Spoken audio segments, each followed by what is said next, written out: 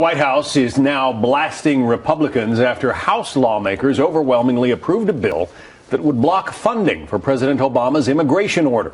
His executive action halts deportation of some 5 million illegal immigrants in America, but the legislation is expected to have trouble passing in the Senate. Let's bring in A.B. Stoddard, associate editor and columnist at The Hill. Charlie Hurt is a columnist for The Washington Times. Welcome to both of you. A.B., we'll start with you. Is the House tilting at windmills with this legislation? Is it not going anywhere? Well, it might go somewhere, but it's not going to be what the House conservatives who pushed for this vote want. And so it was a statement, an expression of their frustration with what they see as a lawless act by an unlawful president in terms of the executive action that he issued on immigration at the end of the year. But the senators, Republican and Democrat, are not going to muster the votes in the Senate next week to pass this with 60 votes.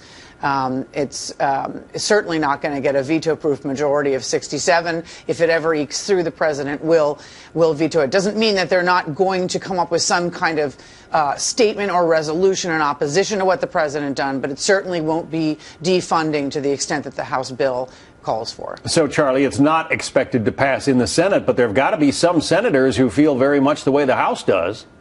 Oh, and I think that there are also some Democrats who have been very vocal, at least before the election, at admonishing the president for his unilateral action and saying that usurping Congress's authority is a very bad thing. Of course, now it's after the election, so it's very possible that they have had a change of heart about all of that. But but those will be very important Democrats to watch. But obviously, AB is exactly right. It's going to be it's hard to see how this ultimately achieves any real success, because President Obama will, at least as long as President Obama is in the White House.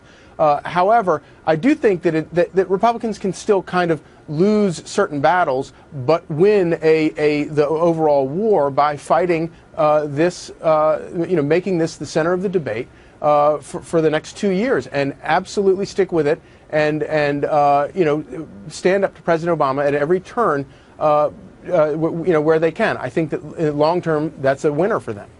Does this mean, AB, that Republicans continue to be tarred with the brush of being anti-immigrant? Oh, yes. I actually disagree with Charlie. And there's a CBS News poll out today saying that there is support for President's immigration policies over 60%, 55% of respondents in that poll say that his executive order should stand.